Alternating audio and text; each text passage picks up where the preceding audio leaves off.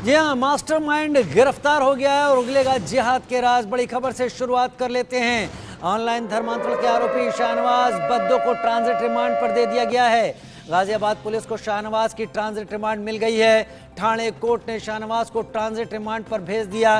15 जून तक की transit remand है। आरोपी शाहनवाज को गाजियाबाद लेकर आएगी अब पुलिस। ठाणे कोर्ट ने शाहनवाज को 15 जून तक की ट्रांजिट रिमांड पर भेज दिया है। आरोपी को कार से गाजियाबाद लेकर आएगी पुलिस। सूत्रों के हवाले से खबर जो मिल पा रही है, लेकर पहुंचेगी गाजियाबाद। आरोपी को पुलिस महाराष्ट्र के ठाणे से अदालत ने ट्रांजिट रिमांड पर भेज दिया है। गाजियाबाद में जिस तरीके से धर्म परिवर्तन का ऑनलाइन खेल किया जा रहा था, खासतौर पर हिंदू नाबालिग बच्चों को इस्लाम कबूल करवाने के लिए ऑनलाइन गेम के जाल में फंसाया जा रहा था, उसकी जांच पुलिस को करनी है। और उधर सूत्रों के हवाले से इस वक्त की बड़ी खबर सामने आ रही है। कोर्ट से सीधे गाजियाबाद लेकर जाएगी उत्तर प्रदेश पुलिस। सड़क के रास्ते गाजियाबाद ले जाएगी उत्तर प्रदेश पुलिस। जी हां, ट्रांजिट रिमांड पर भेज दिया है कोर्ट ने। जैसे ही कागजी कार्रवाई पूरी होती है, उसके बाद सीधे ठाणे कोर्ट से लेकर पुलिस गाजियाबाद निकल जाएगी। और बड़ी खबर इस वक्त मुंबई से, गेमिंग ऐप से धर्मांतरण के मामले से जुड़ी हुई खबर आ रही है। आरोपी शाहनवाज का एक और वीडियो सामने आया है। गिरफ्तारी से पहले का वीडियो सामने आया है। अलीबाग में छिपा हुआ था आरोपी शाहनवाज। जी हां, अलीबाग इलाके में छिपा हुआ था, ठिकाने बदल रहा था। उसको गिरफ्तार जब किया गया तब उसने एक और ठिकाना अपना बदल लिया था। ये वीडियो शाहनवाज उर्फ बद्दो का गिरफ्तारी से पहले का वीडियो है।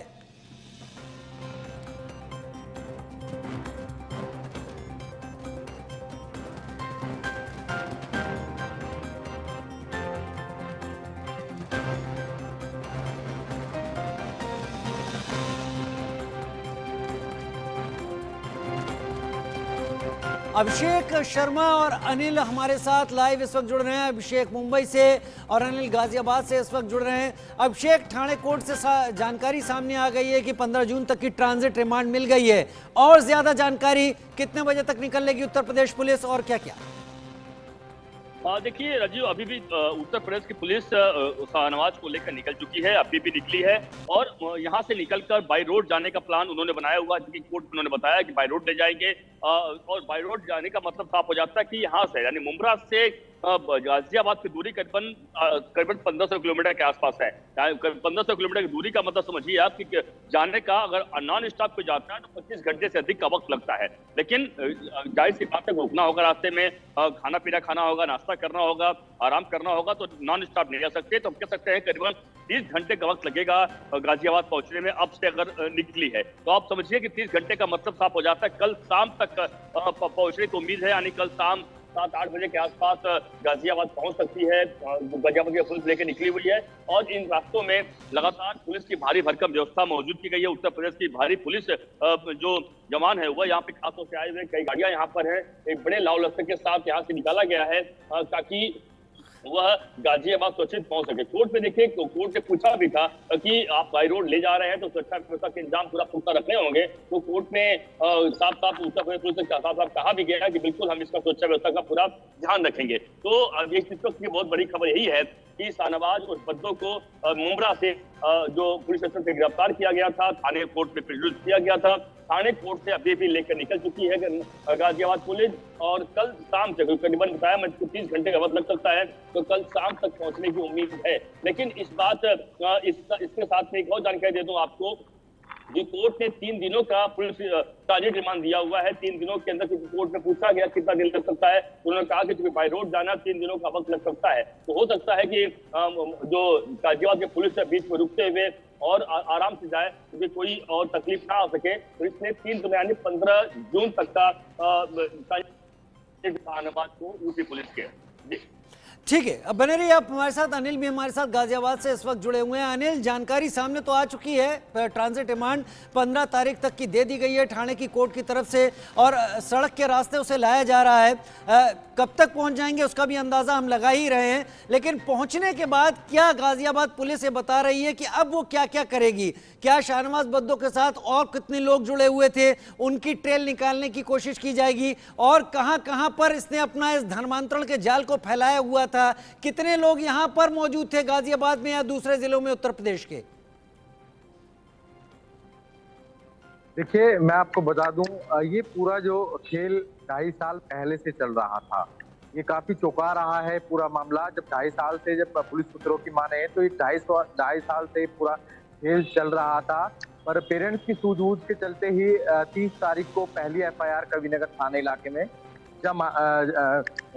दर्ज कराई जाती है, जिसमें कि एक जो मौलवी है उसको गिरफ्तार कर जेल भेज दिया जाता है और उससे तमाम जो सबूत हैं वो इकट्ठा पुलिस द्वारा किए जाते हैं। तमाम वो चैट्स हैं जो इनके खिलाफ हैं, जो किस तरीके से बरगला रहे हैं छात्रों को, उन चैट्सों में साफ तौर पे देखा गया है ये छात्रों को कैसे, किस तरीके से ब्रेन वॉश क्या करते थे, कैसे पूरा विशेष धर्म के प्रति उनको जागरूक कर रहे थे।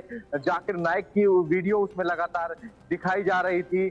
और साथ ही सुरक्षा व्यवस्था की अगर बात करें और पुलिस की कार्रवाई की अगर बात करें तो हालांकि पुलिस द्वारा जॉइंट ऑपरेशन के तहत ये गिरफ्तारी जरूर हुई है। गाजियाबाद और मुंबई पुलिस के जॉइंट ऑपरेशन के तहत ये गिरफ्तारी हुई है। साथ ही जब ये 400 लोगों के कन्वर्जन का मामला जब सामने आया था तो उसके बाद से चाहे वो केंद्र सरकार की और चाहे वो राज्य सरकार की जांच एजेंसियां पूरे जोर शोर से इसकी गिरफ्तारी के लिए लग गई थी। चाहे वो गाजियाबाद के सभी जो कविनगर जो थाना है उसमें जितनी भी कॉल डिटेल्स थी इनकी वो खंगाली जा रही थी, क्योंकि ये भी बताया गया था कि 3 से 4 घंटा ये छात्रों से बात किया करते थे। तो उससे जाहिर होता है किस तरीके से ये ब्रेन वॉश कर रहे थे। छात्र अपने ही पेरेंट्स के अपोजिट खड़े हो जाते हैं और उनसे ही लड़ने लगते हैं कि मैं मस्जिद में रहने लगूंगा यदि आप मुझे रोकेंगे। तो ऐसे तमाम बड़े खुलासे हुए हैं और उस चैट में भी ये कहता हुआ नजर आ रहा है, जो कि मौलवी है वो छात्रों को बता रहा है कि आप इतने वक्त की नमाज पढ़ेंगे। और छात्र, आप समझ सकते हैं किस तरीके से मेंटली उसको प्रिपेयर कर दिया था कि वो मुस्लिम धर्म अपना चुका था। वो नमाज के बारे में समय पूछ रहा है कि मैं अभी प्रैक्टिकल में हूँ पर अभी मैं नहीं आ सकता हूँ, क्या मैं कुछ देर बाद आ सकता हूँ और क्या मैं नमाज पढ़ सकता हूँ। तो उसमें समय पूछ लिया गया छात्र की तरफ से। तो आप समझ सकते हैं जो छात्र हैं वो पहले से ही मान चुके थे। नाबालिग खुद भी जोड़ने की कोशिश कर रहा था। ये एक नया तरीका है, ये एक नया तरीका है अनिल, धर्मांतरण कराने के इस खेल का एक नया तरीका है। और मेरे पास एक सवाल इस वक्त अभिषेक के लिए भी है, लेकिन इससे पहले कि अभिषेक के पास जाएं, बड़ी खबर का यहाँ रुख कर लेते हैं। गेमिंग के जरिए धर्मांतरण पर एक और बड़ा खुलासा, नया सिम कार्ड था जिसके जरिए बद्दो का सुराग हासिल हुआ है। नया सिम इस्तेमाल कर रहा था ये आरोपी बद्दो, शाहनवाज उर्फ बद्दो। अलीबाग में फर्जी नाम से होटल में भी रुका था बद्दो, अलीबाग के लॉज में रह रहा था आरोपी बद्दो। 31 मई को की रात से फरार था ये आरोपी शाहनवाज, जिसको कि अब उत्तर प्रदेश पुलिस को ट्रांजिट रिमांड पर दे दिया गया है। 3 तस्वीरें हम आपको टीवी स्क्रीन पर आपको दिखा रहे हैं। एक तरफ शाहनवाज उर्फ बद्दो आपको दिखाई पड़ रहा है। दिल्ली NCR में धर्मांतरण की घिनौनी करतूत, घिनौनी साजिश में शामिल था ये शाहनवाज उर्फ बद्दो। और इसके साथ भी बहुत सारे लोग थे जिनकी पूरी जांच की जा रही है, जिनको पिन पॉइंट किया जा रहा है। और उसके ठीक बगल में जो तस्वीर आप देख रहे हैं वो दमोह के उस स्कूल की तस्वीरें हैं जहां पर स्कूल के अंदर हिंदू बच्चियों को जबरन हिजाब पहनाया जा रहा था। स्कूल आने पर ये उनके लिए अनिवार्य किया जा रहा था, कुरान की आयतें पढ़वाई जाती थी, उनसे नमाज अदा करवाई जाती थी।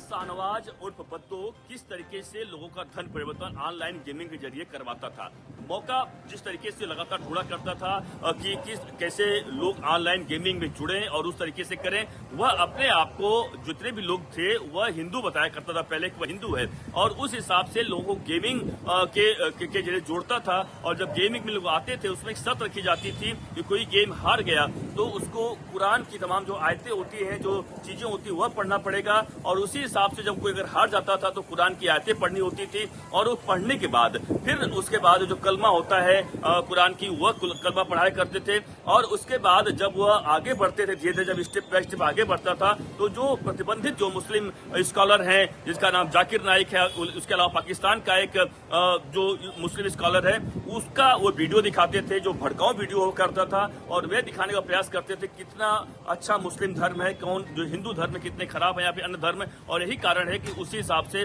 लोगों का धर्म परिवर्तन कराता था, जो शुरुआती जानकारी में पुलिस को हाथ लगी है। पुलिस ने कुछ जरूर पूछताछ की है, मेडिकल टेस्ट कराया गया है, ताकि कहीं ये पता न चले, कोर्ट में न बता सके कि झूठ ना बोले। तो तमाम जानकारियां हैं, लेकिन अब पुलिस के पास तमाम बड़ी जानकारियां सामने लगातार आ रही हैं। और इस पूरे मामले पर एक दो नहीं, 3 अन्य लोगों को भी हिरासत में लिया गया है, उनसे लगातार पूछताछ चल रही है। उसका भाई है, उसे भी गिरफ्तार कर सकती है पुलिस। भाई के बारे में जानकारी यह मिली है कि भाई भी इस पूरे जो धर्म परिवर्तन का कांड है ऑनलाइन का, उसमें सहयोग किया करता था, और उस सहयोग के मुताबिक, और सबसे खास बात है कि लगातार वो संपर्क में भी था। तो कई जानकारियां पुलिस को हाथ लगी हैं, क्योंकि गाजियाबाद पुलिस इस पूरे मामले पर बड़ी जांच पड़ताल आगे इस तरह से करेगी कि जो चीज जानकारी आ रही थी कि क्या 400 लोगों को इस तरह परिवर्तन करवाया है, वो 400 लोग कौन, हालांकि कई लोग सामने आ चुके हैं। तो तमाम जानकारियां अब जुट रही हैं, और इस पूरे मामले पर बड़ी कामयाबी जरूर एक महाराष्ट्र पुलिस की मदद से यूपी पुलिस को मिली है, जो पिछले कई दिनों से सरदर्द बना हुआ था, उसे अब गिरफ्तार कर लिया गया है,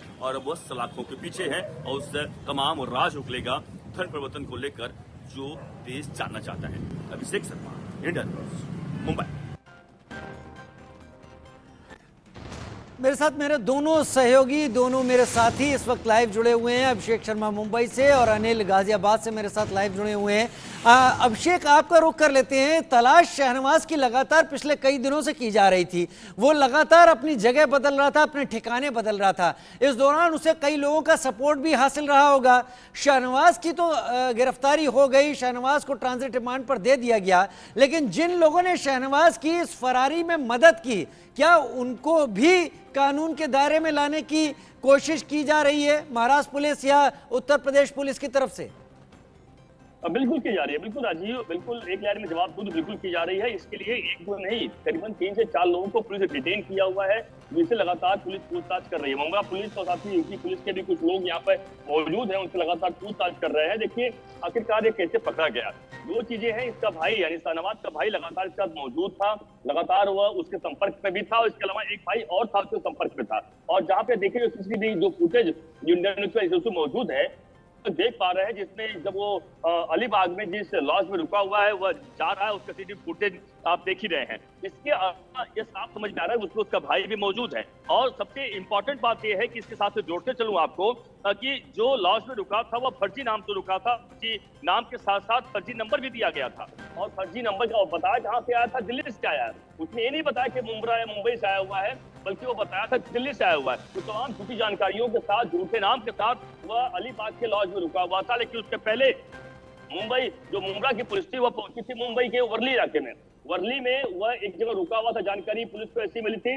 जब वहां पहुंचती है पुलिस तो उस जगह पर तो उसको पहले जानकारी मिल जाती है, वहां से भाग खड़ा होता है और जाकर रुकता है। लेकिन वहां पर 2 दोस्तों को, जो उसके 2 दोस्त थे, जो सपोर्ट कर रहे थे, कहीं उसको सपोर्ट कर रहे थे, वह उसे पुलिस से हिरासत में ले लिया। और उसे लगा था जब पूछताछ संपर्क में आया तब नहीं ना, जो नया नंबर है उसका वो सामने, और उसके हिसाब से ट्रेसिंग किया गया, तहकीक किया गया, तो तब जाके सामने आया कि अलीबाग में है। और अलीबाग में जाके तमाम लॉज, एक दो नहीं कई लॉज को पुलिस ने खंगाला, सर्च किया, तब जाकर वह कई घंटों के सर्च ऑपरेशन के बाद उस लॉज में उसको पकड़ा गया है। तो यह तो साफ है कि एक बात रही कि 2 लोगों को हिरासत में लिया गया है, जो वर्ली से लिए गए हैं। एक उसका भाई है जो पुलिस उससे पूछताछ कर रही है, दूसरा एक शख्स है जिसने सिम प्रोवाइड करवाया था।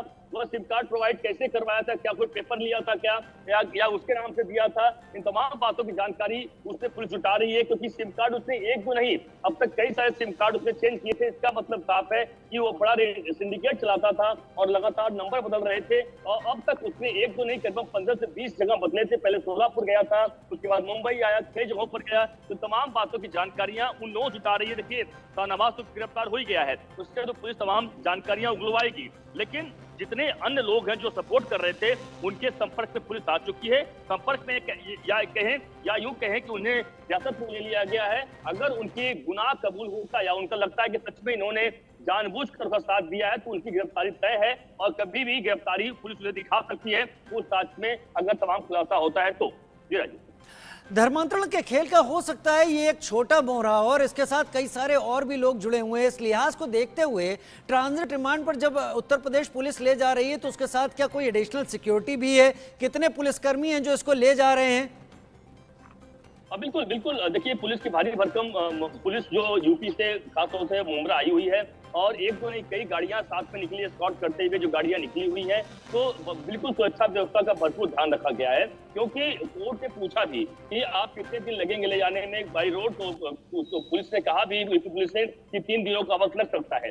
और यही कारण है कि कोर्ट ने पूछा भी कि सुरक्षा व्यवस्था की जिम्मेदारी आपकी होगी, तो पुलिस ने साफ साफ कोर्ट को बताया कि बिल्कुल सुरक्षा व्यवस्था का हम ध्यान रखेंगे। और पुलिस को पता था पहले से, क्योंकि बाई रोड उनका प्लानिंग था कि बाई रोड ले जाना है, कोर्ट से अनुमति की जरूरत है, और उस हिसाब से उन्होंने कई गाड़ियां पहले से रख रखी थी। कई सारे पुलिस के जवान है जो पहले से यहाँ मौजूद थे और उनकी मौजूदगी में यहाँ से वह निकला है। तो सुरक्षा व्यवस्था के चाक-चौबंद इंतजाम के तहत ही उसे ले जाया जा रहा है। जैसा कि बताया मैंने, करीब 1500 किलोमीटर की दूरी है मुमरा से गाजियाबाद की, तो उसे अगर नॉन स्टॉप में जाता है तो 25 से 26 घंटे का वक्त लग सकता है, लेकिन आराम से जाएंगे क्योंकि जाहिर सी बात है अधिक स्पीड भी रखनी नहीं होगी, कई चीजों पर ध्यान रखना, सुरक्षा मानकों का ध्यान रखना पड़ेगा। उस हिसाब से माना जा रहा है कि कल देर रात तक, हम यूं कहें करीबन 30 से 36 घंटे भी लग सकते हैं मुमरा से गाजियाबाद पहुंचने में। ठीक है अभिषेक, उत्तर प्रदेश पुलिस ले जा रही है, गाजियाबाद के लिए निकल चुकी है ठाणे से और जल्दी उसे गाजियाबाद में पेश करेगी। फिलहाल इस जानकारी के लिए आपका शुक्रिया, लेकिन आप बने रहिएगा हमारे साथ। अभिषेक, आपसे और भी जानकारियां लेने की कोशिश करेंगे जल्दी। फिलहाल एक छोटे से ब्रेक के लिए रुक रहे हैं, जल्द हाजिर होते हैं।